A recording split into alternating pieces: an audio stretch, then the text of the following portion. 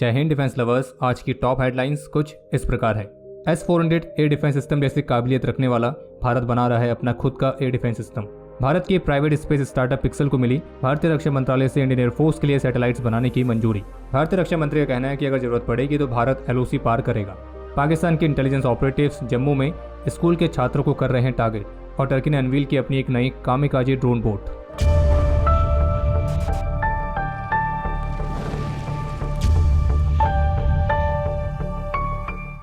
आज के एपिसोड में आगे बढ़ने से पहले हम 24वें कारगिल विजय दिवस के अवसर पर अपने उन सभी वीरों को श्रद्धांजलि अर्पित करते हैं जिन्होंने इस देश की रक्षा की खातिर, इसकी एकता और अखंडता को बनाए रखने की खातिर अपने प्राणों को न्यौछावर कर दिया। और इस बात में कोई संदेह नहीं है कि हमारे वीरों का साहस, उनका पराक्रम, उनका सर्वोच्च बलिदान और उनका समर्पण इस राष्ट्र को हमेशा प्रेरित करता रहेगा। और ये देश हमेशा इस बात को याद रखेगा कि हमारे इन वीर सैनिकों और इनके परिवारों का जो सैक्रिफाइस है, तो उसके लिए हम सदा इनके ऋणी रहेंगे। और इन सभी महान वीरों और उनके परिवारों को हमारा शत शत नमन है। जय हिंद, जय भारत। ANI की तरफ से जारी की गई लेटेस्ट रिपोर्ट के मुताबिक भारत स्वदेशी तौर पर एक खास तरह के 3 लेयर वाले लॉन्ग रेंज के surface to air missile defence system को विकसित कर रहा है, जो कि 400 किलोमीटर की दूरी तक दुश्मन के एयरक्राफ्ट, मिसाइल्स तो इस तरह के थ्रेट्स को न्यूट्रलाइज करने में सक्षम होगा। और डिफेंस सोर्सेज का ये कहना है कि इस 3 लेयर वाले long range surface to air missile defence system को विकसित करने वाला जो प्रस्ताव है, तो वो भारतीय रक्षा मंत्रालय के पास एडवांस स्टेज में है और बेहद ही जल्द इस पर काम करने के लिए रक्षा मंत्रालय की तरफ से क्लियरेंस मिलने की पूरी उम्मीद है। और सोर्सेज का यह भी कहना है कि ये परियोजना करीब 2.5 बिलियन US$ के आसपास रहने वाली है, जो कि भारत को दुनिया के उस एलीट ग्रुप में शामिल करेगा जिसके पास 400 किलोमीटर तक की दूरी तक एरियल थ्रेट्स को शूट डाउन करने की स्वदेशी कैपेबिलिटी होगी। और अगर सिंपल टर्म में कहा जाए तो अब ये भी कह सकते हैं कि भारत इस परियोजना के माध्यम से रशिया के S-400 एयर डिफेंस सिस्टम की जैसा ही अपना खुद का एयर डिफेंस सिस्टम विकसित करना चाह रहा है। और जैसे कि कहा जा रहा है कि 3 लेयर वाला एयर डिफेंस सिस्टम होगा, जिसका मतलब ये होगा कि इसमें 3 अलग अलग रेंज वाली सरफेस टू एयर मिसाइल्स होंगी। और सोर्सेज का ये कहना है कि भारत का ये स्वदेशी लॉन्ग रेंज का surface to air missile defence system S-400 air defence system के जितना ही कैपेबल और उसी की क्लास में आएगा। और इस परियोजना को इंडियन एयरफोर्स ही लीड करेगी। बाकी आप में से ऐसे कितने हैं जिन्होंने इंद्रजाल एंटी ड्रोन सिस्टम के बारे में सुना है? जहां तक हमें उम्मीद है आप में से लगभग हर किसी ने सुना जरूर होगा। तो इसलिए हम आपको बता दें कि आज हमने अपनी मेड इन इंडिया वाली सीरीज में एक खास वीडियो अपलोड करी है जो कि इंद्रजाल एंटी ड्रोन सिस्टम को लेकर ही है। और अगर आप में से जो भी इंद्रजाल एंटी ड्रोन सिस्टम के बारे में डिटेल में जानना चाह रहे हैं तो ये वो वीडियो है जिससे आपको बहुत सारी जानकारी मिल सकती है। और ये जानकारी आपको सीधा मिलेगी इस इंद्रजाल सिस्टम के mastermind wing commander MVN Sai sir से। तो इसलिए इस इंद्रजाल वाली वीडियो को देखना ना भूलें, जिसका लिंक आपको इस वीडियो के डिस्क्रिप्शन में भी मिल जाएगा। और बाकी अगर आपने वीडियो ऑलरेडी देख ली है तो कमेंट करके जरूर बताना कि हमारी इस मेड इन इंडिया वाली सीरीज के अगले एपिसोड में आप किस कंपनी के बारे में जानना चाहेंगे। भारत के स्पेस टेक स्टार्टअप पिक्सल को भारतीय रक्षा मंत्रालय से IDEX इनिशिएटिव के तहत इंडियन एयरफोर्स के लिए सैटेलाइट्स बनाने की मंजूरी मिल चुकी है। और अब भारत की ये space tech startup pixel Indian air force के लिए मिनिएचराइज्ड मल्टी पेलोड सैटेलाइट्स को मैन्युफैक्चर करने के लिए तैयार है। और ऑफिशियल्स की तरफ से बताया गया कि इस मंजूरी के साथ ही जो पिक्सल है वो करीब 150 किलोग्राम तक की स्मॉल सैटेलाइट्स को विकसित करेंगी, जो कि electro optical, infrared, synthetic aperture radar और हाइपर स्पेक्ट्रल पर्पसेस के लिए इस्तेमाल होगी। बाकी इसके अलावा एक अपडेट यह है कि विदेश मामलों पर भारत की पार्लियामेंट्री कमेटी ने भारत की नेबरहुड फर्स्ट पॉलिसी पर 136 पेजेस की एक रिपोर्ट रिलीज करी है। और जिसमें पार्लियामेंट्री कमेटी ने भारत सरकार को भारत के अलग अलग पड़ोसियों के हिसाब से सजेशंस दिए हैं। जैसे कि अगर बात करें पाकिस्तान की, तो इस पर कमेटी की तरफ से सुझाव दिया गया है कि अगर पाकिस्तान आगे आता है तो भारत सरकार को पाकिस्तान के साथ आर्थिक संबंधों पर विचार करना चाहिए और लोगों से लोगों के बीच संपर्क की दिशा में भी काम करना चाहिए। इसके अलावा कमेटी ने यह भी सुझाव दिया कि भारत सरकार आतंकवाद को बढ़ावा देने में पाकिस्तान द्वारा निभाई गई भूमिका पर जो वैश्विक समुदाय है, यानी कि जो ग्लोबल कम्युनिटी है, तो उसको भी जागरूक करे। लेकिन कमेटी का यह भी मानना है कि पड़ोसी देशों के साथ भारत के संबंधों के विपरीत पाकिस्तान और चीन के साथ द्विपक्षीय संबंध विवादास्पद मुद्दों से ग्रस्त रहे हैं। और पाकिस्तान की मुख्य चिंताओं में से एक उसके नियंत्रण वाले क्षेत्रों से उत्पन्न होने वाला आतंकवाद है।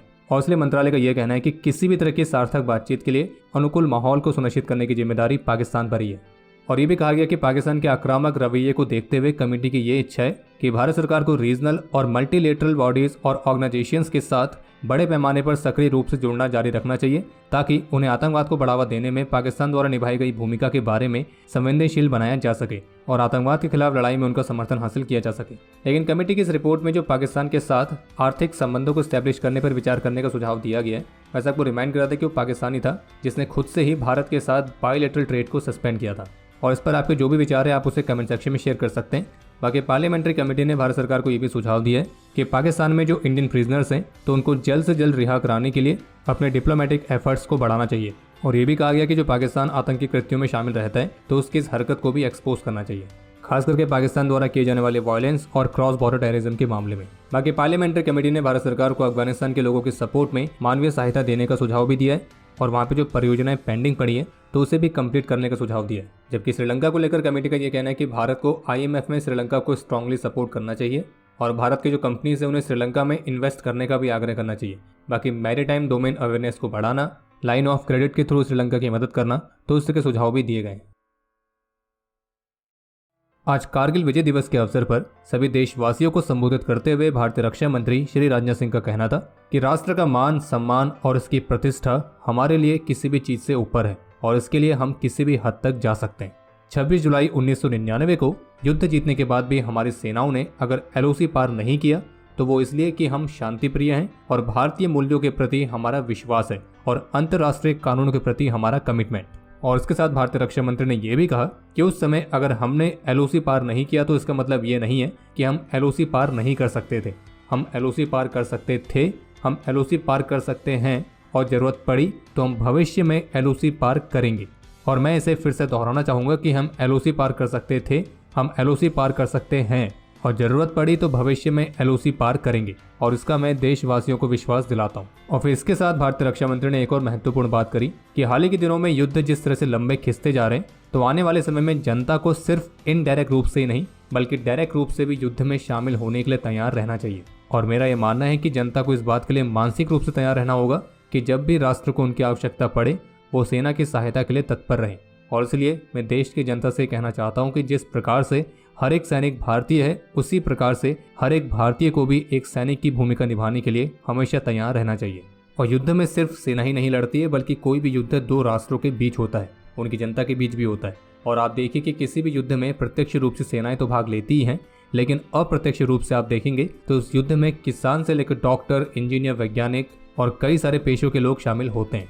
और कारगिल की वो जीत पूरे भारत की जनता की जीत थी। भारतीय सेनाओं ने 1999 में कारगिल की चोटियों पर जो तिरंगा लहराया था तो वो केवल एक ध्वज नहीं था बल्कि वो इस देश के करोड़ों लोगों का स्वाभिमान भी था। और जबकि आज कारगिल के वीर जवानों को श्रद्धांजलि अर्पित करते हुए आर्मी चीफ का भी कहना था कि इस युद्ध में अपने जीवन का सर्वोच्च बलिदान देने वाले वीरों को ये देश हमेशा याद रखेगा। बाकी आपको ये भी बता दें कि भारत की private defence firm MQ limited ने भी हाल ही में Kargil war veteran colonel Lalit Rai sir के साथ एक खास इंटरव्यू किया है। और इस इंटरव्यू में कर्नल ललित राय सर ने कारगिल से जुड़ी कई ऐसी बातें बताई हैं जिनको सुनने के बाद आपका सीना गर्व से चौड़ा हो जाएगा। तो और ये पूरा इंटरव्यू आपको MQ लिमिटेड के ऑफिशियल यूट्यूब चैनल पर मिल जाएगा। PTI न्यूज एजेंसी की तरफ से एक रिपोर्ट जारी की गई है और इस रिपोर्ट में आर्मी सोर्सेज के हवाले से बताया गया है कि पाकिस्तान के जो अब इंटेलिजेंस ऑपरेटिव्स हैं तो वे जम्मू में आर्मी पब्लिक स्कूल्स के कई सारे छात्रों को टारगेट करने का प्रयास कर रहे हैं। और इन छात्रों को पाकिस्तान इंटेलिजेंस ऑपरेटिव से कई सारी कॉल्स, व्हाट्सएप मैसेजेस मिलने की रिपोर्ट्स भी सामने आई हैं और जिसमें उन्हें किसी पर्टिकुलर सोशल मीडिया ग्रुप में शामिल होकर सेंसिटिव इन्फॉर्मेशन को शेयर करने के लिए कहा जा रहा है। और रिपोर्ट में कहा गया कि छात्रों को 2 मोबाइल फोन नंबर से इस तरह की कॉल्स और व्हाट्सएप मैसेजेस आ रहे हैं। और जबकि वियॉन की रिपोर्ट के मुताबिक अब इंडियन आर्मी ने स्कूल गोइंग चिल्ड्रंस के लिए एक साइबर सिक्योरिटी थ्रेट के रिगार्डिंग वार्निंग जारी करी है। और आर्मी ऑफिसर्स के मुताबिक ये पाकिस्तान इंटेलिजेंस ऑपरेटिव्स अब एक नए तरह के साइबर अटैक का सहारा ले रहे हैं और अब उनका फोकस स्कूल जाने वाले छात्रों पर ज़्यादा है। और आर्मी ने इसे एक अलार्मिंग ट्रेंड कहा है जिसे तुरंत ही एड्रेस किए जाने की जरूरत है क्योंकि ये इस बात को हाईलाइट करता है कि इस तरह की घटनाओं से जो राष्ट्रीय सुरक्षा है उससे समझौता होने की संभावना है। और इस तरह की घटनाओं में जो पाकिस्तान इंटेलिजेंस ऑपरेटिव्स हैं वे खास करके उन छात्रों को टारगेट कर रहे हैं जो कि बॉर्डर रीजन्स में रहते हैं और जहाँ पे क्रॉस बॉर्डर इन्फिल्ट्रेशन के प्रयास सबसे ज़्यादा होते हैं और वही छात्र इन हमलावरों के प्राइम टारगेट हैं। बाकी आर्मी इस पूरी स्थिति को काफ़ी क्लोजली मॉनिटर कर रही है और इस तरह के साइबर थ्रेट्स को इफेक्टिव तरीके से काउंटर करने के लिए सभी जरूरी उपाय किए जा रहे हैं। और आर्मी ऑफिसर्स का ये भी कहना है कि पेरेंट्स और स्कूल्स के लिए बहुत ज़रूरी है कि वे छात्रों को एक रिस्पॉन्सिबल ऑनलाइन बिहेवियर के प्रति एजुकेट करें और इस तरह की कोई भी सस्पिशियस एक्टिविटीज़ उन्हें मिलती है तो उसको तुरंत रिपोर्ट करें। इस्तांबुल में आयोजित किए गए 16th international defence industry fair के दौरान टर्की ने अपने एक नए एक्सपेंडेबल अनमैन्ड सरफेस वेसल जिसका नाम रखा गया है उलक्काम तो उसे अनवील किया है। और इस अनमैन्ड सरफेस वेसल को एरिस शिपयार्ड एंड मेटेक्सन डिफेंस ने विकसित किया है। और इस वेसल की खास बात यह है कि इसे आप सेमी ऑटोनॉमस मोड में रिमोटली ऑपरेट कर सकते हैं और जबकि विजुअल नेविगेशन का इस्तेमाल करके इसे फुली ऑटोनॉमस मोड में भी इस्तेमाल किया जा सकता है। और ऑफिशियल्स के मुताबिक टर्की के इस नई USV के सभी टेस्ट इस साल के अंत तक कंप्लीट होने की उम्मीद है।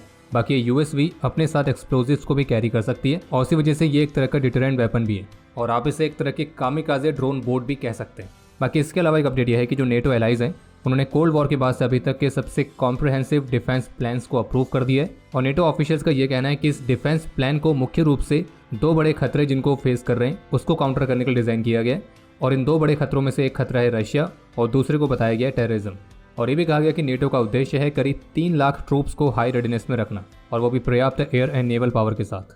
बाकी अब समय है आज के इतिहास का और हमें नहीं लगता कि हमें आज किसी को आज के दिन के महत्व के बारे में अलग से बताने की ज़रूरत है। हम बस आज यही कहना चाहेंगे कि जो हमारी आज़ादी है, जो हमारी स्वतंत्रता है, वो मुफ्त की नहीं है बल्कि उसकी एक बहुत बड़ी कीमत चुकानी पड़ती है, लेकिन वो कीमत कुछ ही हैं जो चुकाते हैं।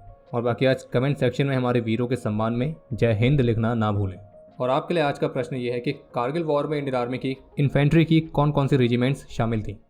समय है आज के टॉप 3 कमेंट्स का जो ये रहे आपकी स्क्रीन पर।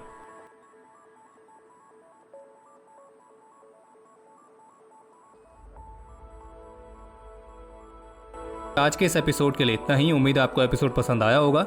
अगर पसंद आए तो वीडियो को लाइक कीजिए, शेयर कीजिए और बाकी हमारे मर्चेंडाइज के नए डिजाइन को चेकआउट करना ना भूलें, जिसका लिंक आपको वीडियो के डिस्क्रिप्शन में मिल जाएगा। और बाकी अगर आपने चैनल को सब्सक्राइब नहीं किया है तो चैनल को भी सब्सक्राइब जरूर करें।